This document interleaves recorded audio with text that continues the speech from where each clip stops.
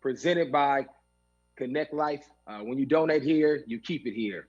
Connect Life supplies over 70% of Western New York's blood for the 1 in 7 people in our local hospitals who need it.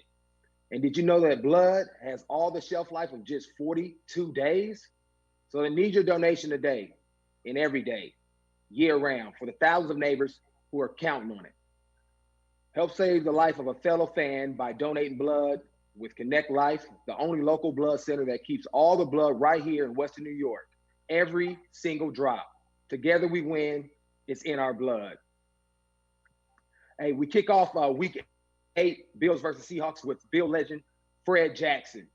Jackson originally signed to the Bills practice squad after 2 seasons with the Sioux City Bandits of the United Indoor Football League, where he was named League MVP and Offensive Player of the Year in 2005, followed up by a successful stint with the NFL Europe's Range Fire, where he led the team in rushing. Little did we know this undrafted free agent would become the first player in NFL history to record 1,000 yards rushing and total more than 1,000 yards and kickoff return yards in the same season. Jackson eventually found himself third on the Bills' all-time leading rusher list after 9 impressive seasons in Buffalo. Ladies and gentlemen, we're glad to be joined by Bills legend, the people's champ, as I call him, Fred Jackson. What's up, brother? How you doing? And Joe, man, always a pleasure, man. I appreciate you having me on today. Yeah, it's been good, man. So, kind of what have you been up to? Obviously, with COVID and stuff going on, we had a chance to chat offline. What has kind of been your life over the last, 6 months? Yeah, I mean, it's been different. I mean, normally we have sports going on here, there. I'm taking kids to this. My wife's taking them that way, and we're meeting in the middle somewhere. But with all the COVID stuff, man, we've just been kicked back, just hanging out in the house, in the gym, coming up with stuff. I've been posting stuff on social media where we've been doing stuff out in the yard with the kids, with the neighborhood, with right. brother being a neighbor, brother-in-law being my other neighbor. That's 11 kids between 3 families. So they've had people that they can interact with and do stuff with. And we've just been kind of running soccer camps and football camps and basketball camps, volleyball camps of our own, in our own little cul-de-sac right now. Oh, wow. Yeah, so we call it our little cult, and we've just been in our little cult, just kind of hanging out. Yeah, it's cool, man, and I kind of understand what you're doing. Trying to do some of that things here with my kids, and it just shows the person who you are on the field in the locker room. And I actually know that you were a Walter Payton Man of the Year nominee, and so you're still taking that same mentality. That's who you are. Kind of talk to us about the work that you did in the community when you were in Buffalo and just throughout your life, and what that meant to you.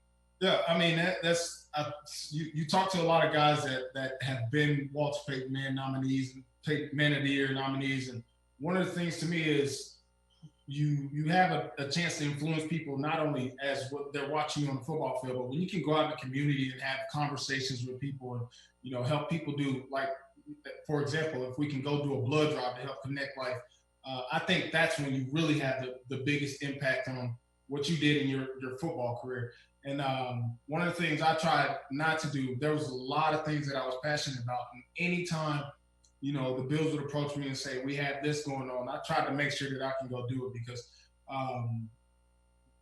the Bills Mafia and the fans of Western New York and all over the nation that support us, it's great to be able to give that back, and that right. was one of the things that I try to do. These guys will come support us. We're 4-7, in the middle of December, and it's 3 feet of snow on the ground, and we still got 50,000 people on the stand. So, for me, it's easy. If they can do that for me and come support me in that way, it's easy for me to get out in the community and go do the same thing for them.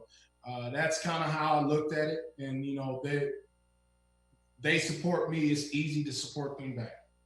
Yeah, and I think you hit the nail on the head talking about just how passionate Bills Mafia is. It doesn't matter if it's 7 feet on the snow, it's super windy, blazing hot, wherever it may be, whether it's distance, they're going to try to find a way to get to the games, get out there and support. And I think COVID is no different, where people are still trying to connect, whether it's Zoom and coming together. And kind of with that said, the season's been very exciting, off to a good start. Had 2 great wins, obviously the Jets and the Patriots last week, which was huge. So I'd love to hear your thoughts on the Patriots game, and then what are you thinking about the Seahawks matchup this week?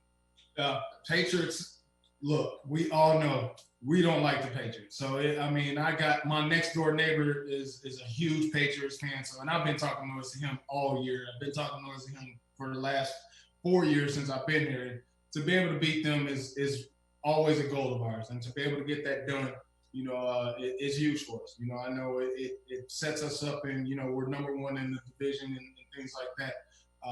And to get to where we want to be, we got to be able to beat all the teams in the division, and we've done that so far. So hopefully they can continue to do that. I'm all in. I think they have a tremendous team. They're doing a lot of things. Dave is doing a great job calling offensive.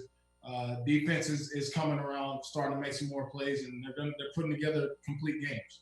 So it's allowed them to get off to the 6-2 record, and hopefully they can continue to compile some more wins and continue to get into the playoffs and make a run, a deep run, and get to a Super Bowl. So that's what I'm hopeful for. And I think they got a tremendous test in the Seahawks today. This is a high bar for them. They go out and do business today. They really turn a lot of heads. And I think they have, every weapon possible to do so. It's going to take, obviously Seattle's a great team, and they got a great quarterback in Russell Wilson. One of my favorite people I've got a chance to take the field with. I think one of the things that they have to do is they can't let him create his Russ magic. I think, and they know that, this isn't things that, that they're not saying to themselves in the locker room. But I think if they can keep him off the field, get him off the field on third downs, don't let him get out of the pocket, because I think that's when he's at his most dangerous, not just dropping back and throwing passes. I think the Bills can defend that easily. It's when he gets out of that pocket and he's running around and using his feet, that's when they have to be, on their P's and Q's with, all the weapons that he has around them. But I think it'll be a great game today. I think it'll be a game that they're definitely capable of winning, and it's going to be a lot of fun to watch. Yeah, and I agree with you. I mean, obviously Russ is the key in stopping him, DK Metcalf, Lockett, all those great athletes over there. But one thing people fail to remember is that Seattle's defense is not good at all. I mean, they rank last in the league right now. Haven't been able to stop any big plays or the run game, and so I'm looking for Zach Moss and Devin Singletary to continue what they did last week and have some big time games, and having a Fred Jackson type game, you know what I mean, out there just running cats, being physical. And actually I have a trivia question, because I think the run game is going to be so important this year, and hopefully these guys can emulate one of the best Fred Jackson games that we ever had. So against which NFL team did Fred Jackson have his greatest day rushing? I don't know if you remember, if you know, but here are the options. You got the New York Jets, the Seattle Seahawks, Cleveland Browns, or the Indianapolis Colts. Fred, you have any clue? Sometimes we just in it playing and don't even really matter. Did we win? That's the only thing we really want to know about. I do know. I remember the game, like it was yesterday. Okay. Well, let the people know. Let's see. So we got all the votes coming in. Okay. Let's see. All right, and it seems like the Seattle Seahawks is what most people say. Anybody close second? Nope. Then the Jets and the Colts are tied for number 2. So let the people know. Do you know? I do. It was the Indianapolis Colts. Okay. You know how many yards you had? 212. Oh yeah, that boy on it. It was my son. One of his favorite memories. Because it was out in. It was in Buffalo, and I needed 158 to go over 1,000. And that was the last game of the season too. In the season, yeah. Oh, okay, yeah. And he, for whatever reason, I think he might have been like 6 or 7, but he was a guru with numbers, and he was just like, "You need this and this and this and this," and I was like, "Man, first of all, I'm sharing the field with Marshawn Lynch, who is a great running back. I doubt that I go out here and I have a game where I'm going to get a chance to go over 160 yards rushing to get to 1,000. I would love that, but, I want to just win. I want to win this. We got 3 feet of snow on the ground, and it's probably not going to happen. But we got to third quarter, and I think I rushed for 100 yards in the third quarter, and it was in sight, and after Wow. that, we had a chance, and Marshawn, being Marshawn, just kind of stepped back. Yeah, let you do it. Yep. He was like, man, you go get your 1,000 yards. And right. I was just like, man, I appreciate you. And, the rest is history. I was able to get there. And I just remember my son told me 212 because he told me that's his goal. His goal is to break. Man, that's cool, man. My kids got the chance to be kind of with the locker room and really get into it too before I retire. So that's always a special moment. I know Caitlin has a question for you. Caitlin, please unmute yourself and ask Fred your question. Hey, Freddie, you're the man. We love you here. Got the jerseys on and everything. Yeah, you the man. We got Bill's got to get you up on the Wall of Fame too, man. That's got to happen. Hopefully. So, yeah, and my question is, what's your favorite stiff arm memory? I have mine, but I'm wondering what yours is. Yeah, easy one. It's got to be Chris Conti. Down in Chicago. We had a chance to win before we got into overtime, and got my number called, and we were able to go down. He came up, and for whatever reason, he tried to come in high and open his chest, and he ended up about 15 yards behind, or further than when he got there. So that's going to be easily number one for me. Yeah, that's mine too. I was at that game. That was amazing. That was awesome.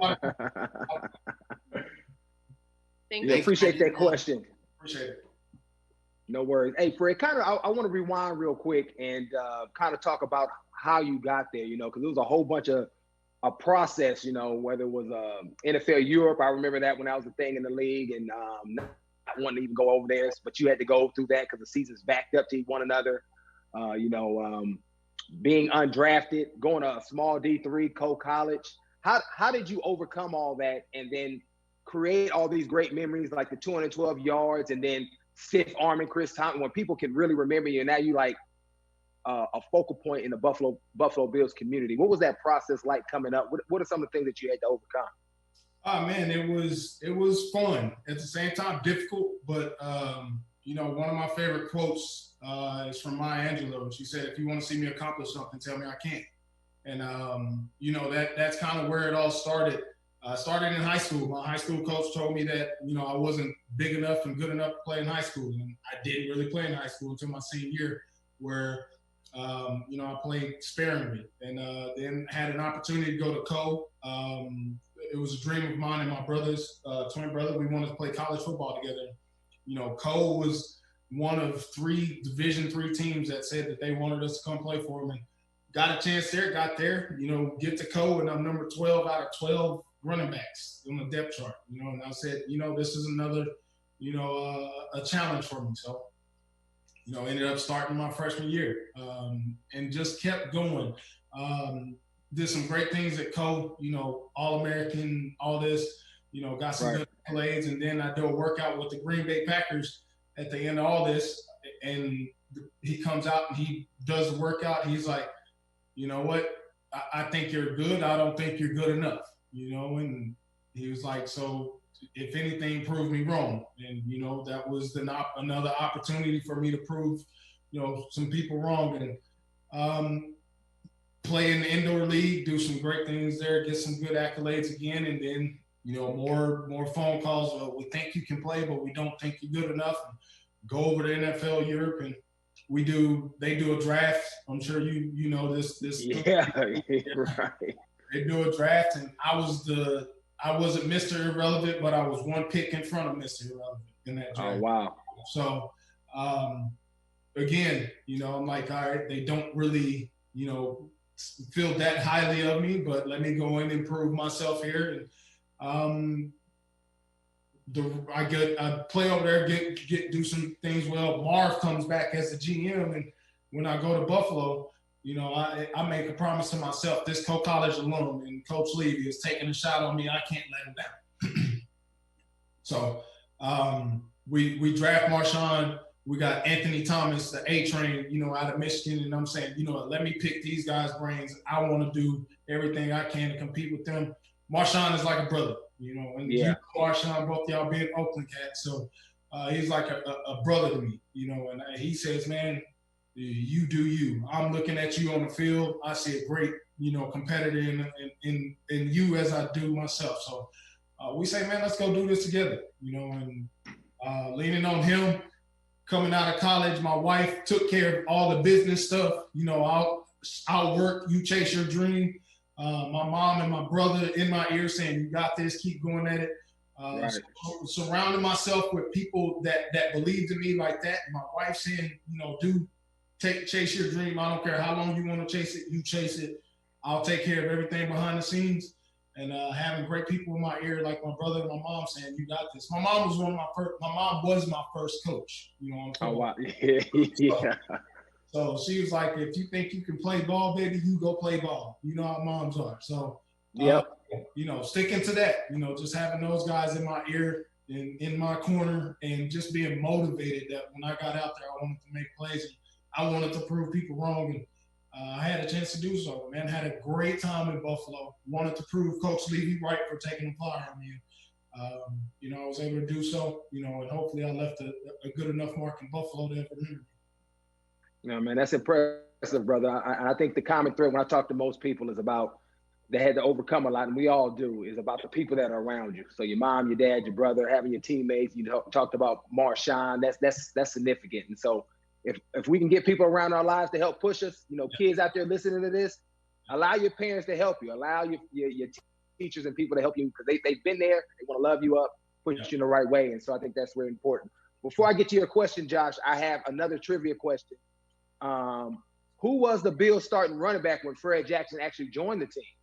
Then this may be a little tricky. He's mentioned one guy awful lot, and your chance are Anthony Thomas, Willis McGahee, Marshawn Lynch, or Shad Williams. And it'd be interesting to know if you even remember. You remember because I know it gets cloudy the further we get away from it. I can't even remember who starting last year. Yeah, I remember. Also, some more good stories there too. So. All right, and it's a little tricky. You know, because, you know, most people thinking about 2007. Mm-hmm. And a lot of people forget this about my career, and I always correct them. You know, they always say, well, you played 14 years or 13 years. Like, no, I didn't. The practice squad years count now. I don't know what y'all talking about. I said my practice squad year was my hardest year in the league. Year ever, right? People don't get it. Yeah, and people got this right. Who is it? They said Willis McGahee. I believe that's correct. That is correct. Yeah. Willis was again another good role model for me too. That's awesome. Yeah, I know he was a big time baller and a guy that I admired watching and remember watching as well. Yeah. Josh, I see that you have a question. Please unmute yourself and ask. Hey, Fred, what's going on? Love watching you play. This is a tough question. A guy from Toronto. How much did you guys hate playing in Toronto? Because I know we did. Yeah. Okay. So all my Torontoans, it's all love, and I always appreciate you guys. But it did not feel good to go to Toronto and be considered a home game. You know, it just wasn't the same atmosphere. You know, and I'll be honest, every time we went up there, there was more of the away crowd than a home crowd for us. So it was a tough place to play.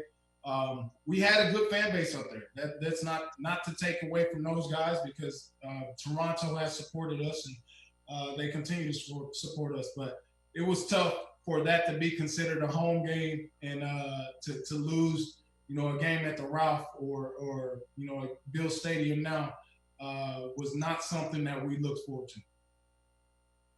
For sure. Yeah, we hate watching it there too.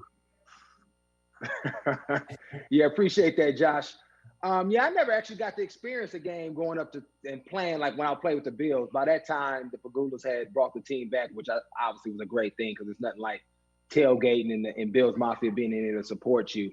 I did have a couple of times where we actually came up and played you guys though. I remember my boy. I think Kirk was here with you, right? Frank Summers. Mm-hmm. You guys overlapped? Yeah. So I remember playing you guys when I was with, I think I still was with Washington. Yeah. We had to go up to Toronto and play in like a preseason game or something like that, which was always weird to me. You know, being from Oakland, inner city, going up to Toronto, I just had to have my passport. It was always a weird week you know, especially when I was a young guy in the league. Yeah, it was definitely different. And again, you know, not to take anything away from the city of Toronto, because they did show us love when we came up and they did support us. It just wasn't the same atmosphere as pulling up to the Ralph at the time and seeing all the fans along in campers and everything along the side driving in. That's what Right. you feel like when you're going to a Bills game. You know, when you see that, that's when you know you're about to go see some rowdy people, you know, support you in the stadium. And you didn't get that when you went to the Rogers Center in Toronto. So, I mean, it was something we love the idea of exploring it and trying to create a bigger fan base throughout, you know, internationally for us. But if we could go back, we love playing at the Ralph. Yeah, most definitely. I'll second that one. Appreciate your question, Josh. I see that we have another question from Tammy. Please unmute yourself and ask your question. Hey guys, miss you guys playing on the field. You guys are awesome. Just have a couple of questions. Right now, where do both of you guys call home? And now that you're both retired players, what words of wisdom could you give our current players? And if you guys had a game day ritual that you did? Go ahead, Freddie. Yep. Well, currently I'm in Iowa. I'm back here with my brother and brother-in-law, my neighbors, and we have 11 kids between the three families. So we're staying busy that way, you know, just spending time together like that. Ritual, not really a ritual, but for every game except for one game, I would go out and just kind of walk the stadium, you know, kind of feel the atmosphere of what it was going to be like when I was playing, except for when I played in Seattle and we played in that game in Minnesota, and it was the dumbest game ever. Like a frostbite game. Yes, I walked outside and I immediately couldn't feel my fingers. I was like, nope, not today. I'm going back in and I'm just going to go tough it out when it's time to play. But right now I'm not going out there. But that was the only ritual, I guess, that I would say that I have is I would always go walk the field and try and get myself acclimated to the weather that we'd be playing in no matter what, except for that game. But words of wisdom, man, I think one of the things I would tell those guys is just listen to the leaders on the team, you know, because those guys have been in it. You know, being a captain and Zoe being a captain, it was always our job to try and get our soldiers, you know, focused towards one goal, you know. And I think when you got a team that's motivated and doing the same thing that the coach would like you to do, and you got your leaders pointing you guys in the same direction, that's when you can accomplish the most. And I think that they got some great guys leading them right now, you know, and get behind those guys, and those guys continue to focus on what it is they're trying to get done, you know, and believe in the system that the coaching staffs have implemented. You know, I think they got a lot of potential and a lot of things that they can get accomplished today or this year. Right. That's good stuff. And I'm actually out here in Phoenix, Paradise Valley area. It's actually a significant Bills backer group out here too, which is really cool. So I still get that family love, especially before COVID hit. We did like a whole Sabres game when they was out here playing the Yotes and got to meet everybody. So that's been really cool, even though I'm, you know, away from distance, to still be able to experience Bills Mafia. As far as rituals, I was very regimented. And so I had like the same structure. Like I drove the same way to the game every week, got there similar times, ate the same things for breakfast. And then I had my whole pregame routine. And much like Fred, I would actually go out there, warm up, walk the field too. And so I was just very locked in because I felt like, you know, being undrafted and fighting your way up, I had to have everything. Okay, this is what success looked like. Boom, boom, boom, boom, boom. Okay.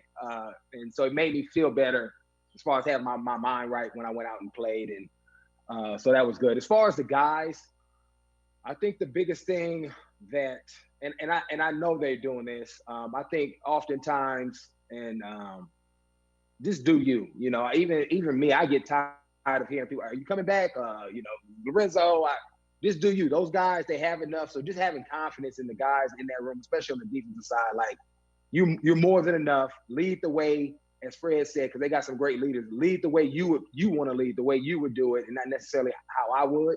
Obviously, I've had some impact on those guys, but great leaders that I can name, obviously like Jerry Hughes, Micah Hyde, Jordan Poyer, ton of great guys, Tremaine Edmonds, and just continue to continue to block out the noise. That's another thing that I've really noticed being outside for the first year, just how emotional week to week it is from a fan and outside perspective, and also the media, just realizing that you really do have to be even keel. And it makes so much more sense why coaches hint on that so much, because now I can actually feel it too, because I'm not locked in and have my blinders on.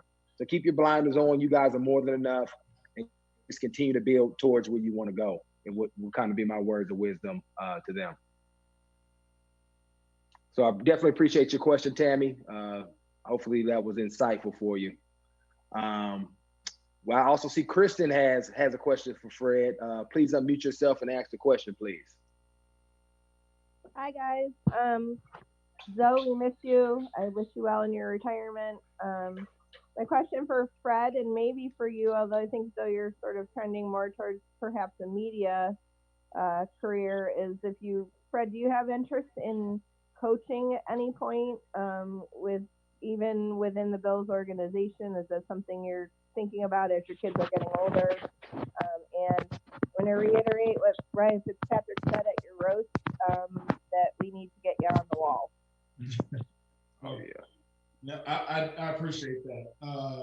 I would say, yes, I do have interest in coaching. I think one of the things that I want to do now is, with my kids being so young and being all over the place in sports, that's kind of what I'm focused on. Because there's nothing like being able to watch your kids do stuff, go out and compete every day. And I think right now that's where my focus is doing everything I can to give them an opportunity to succeed in sports. And, once they get older, and they're off doing their own thing, which I'm sure hopefully they'll be doing stuff in college. So I'll probably still be trying to chase them around that way.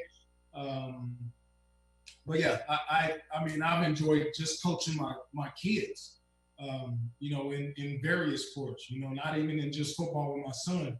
Volleyball with my girls, basketball with my girls, basketball with my son, stuff like that. It's fun to coach. It's just as fun as competing. So I definitely think I want to get into coaching at some point. I don't know when that'll be, but it's something that I'll definitely consider. Yeah, most definitely. And I'm kind of right there. I kind of always said I didn't want to coach. I don't know if I would do the NFL level, because that is a big time commitment. But like Fred, I'm out here trying to be a Hall of Fame flag football coach right now with my sons, on the weekends and during the week, and then with my daughter as well, helping her out wherever I can help her. So it's been fun. It's fulfilling.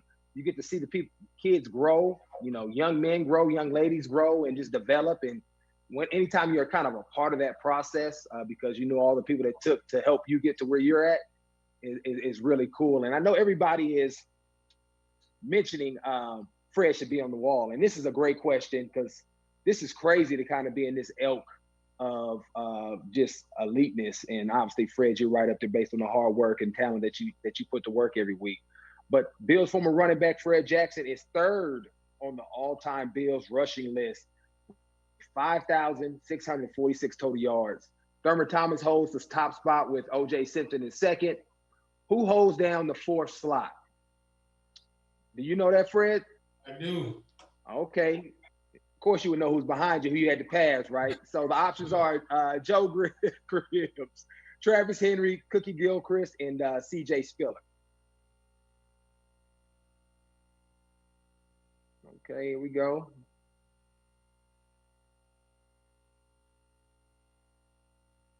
I don't know if anybody's gonna get this one. Yeah, Yeah, they a little off. Who you rocking with? Looky, here comes Cookie. Yes, and you are absolutely right. No, you're not right. It's Joe Gribbs. I thought it was Joe. After I was Joe Gribbs is fourth. No, because Joe Gribbs is fourth on the Bills. Yeah. I passed Cookie for scoring, and Joe was for rushing. He has 4,445 yards, as in Joe. So that's awesome. I think we got time for one last question before we jump off. Kevin, I see you have a question. Please unmute your mic and ask away. Hey, Freddie Rizzo, big Bills fan here in Cleveland, Ohio. My question is, What's your favorite moment to both you guys? What's your favorite moment at Rail/Bills Stadium? I know I have plenty of moments. I've been a season ticker since 2008. And Freddie, I was there for most of your games, and it was amazing watching you. I appreciate that. Yeah, my favorite moment is actually pretty funny. Being from Cleveland, Ohio, it was against the Cleveland Browns. It was when the Freddie chant started. We were playing Cleveland in the Ralph State in Ralph at the time, and it was 4th and 1, and we convert. The game is over, so we call a timeout. We start talking about it, and at that point, that's when the Freddie chants in the stadium start, raining in, and everybody knew, 4th and 1, let's go for it, and we knew that I was going to get the ball, and of course I got it, because we had to beat Cleveland. That was one of my favorite moments, man. Just being able to hear that. When you get 60, 70,000 people chanting your name in a stadium, who's not going to remember that? So that was definitely my coolest moments. Yeah, it's dope. I mean, I actually have two that just popped in my mind, but one is definitely by far my favorite. But one of them is sacking Tom Brady twice on Monday Night Football, having a strip sack against him as well. That was pretty dope. And I think in that same game, I actually ran him over when he was trying to block me. So I had a lot of encounters with Tom that night.